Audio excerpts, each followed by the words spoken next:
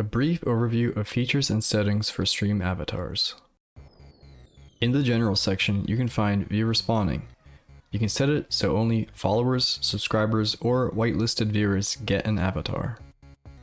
You could also set active chatting so viewers don't get called out while lurking.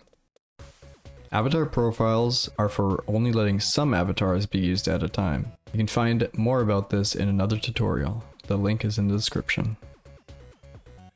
In the window settings section, you can find resolution and also lock resolution. This will set your resolution to the value set, and after you click connect, it will keep it at that setting. This is useful for keeping your OBS capture and positioning consistent between streams. There's also other categories to explore like avatar settings, events, data, and extension. There's also a bunch of fun commands that you can run while you're connected, like mass pin, mass bomb, battle royale, and more.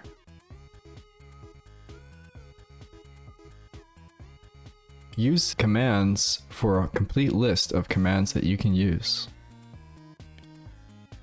Use the hand tool to pick up and throw avatars. You can also right-click on avatars and change some of the things about them or gift them specific items. Edit existing commands in the bot commands section. You can also create custom commands here too.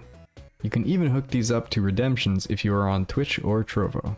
Watch the commands tutorial for more examples. You can find the link in the description.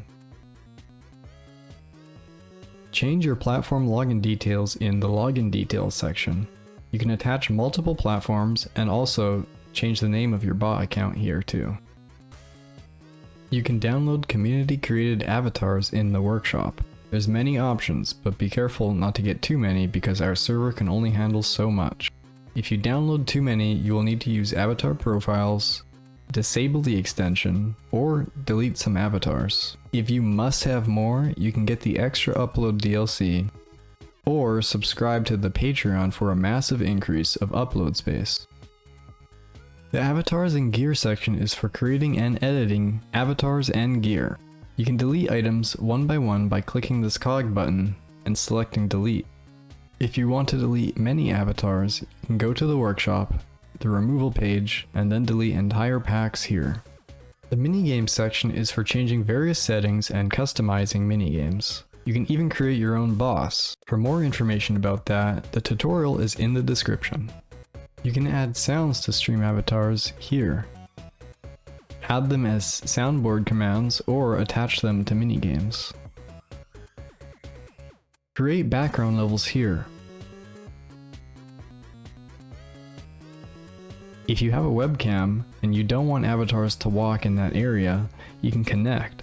You can switch to a background and then place blocks and ladders around the camera. And also place spawn blocks so that the avatars will only go where you want them to go. In the name tag section, you can create unique name tags and import custom fonts on Windows.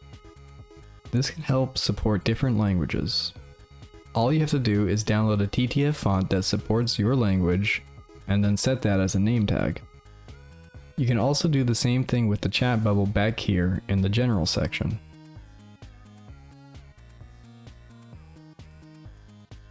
Shop editing is for setting prices on avatars or making certain avatars only available to specific people. Watch the shop tutorial for more details. The link is in the description.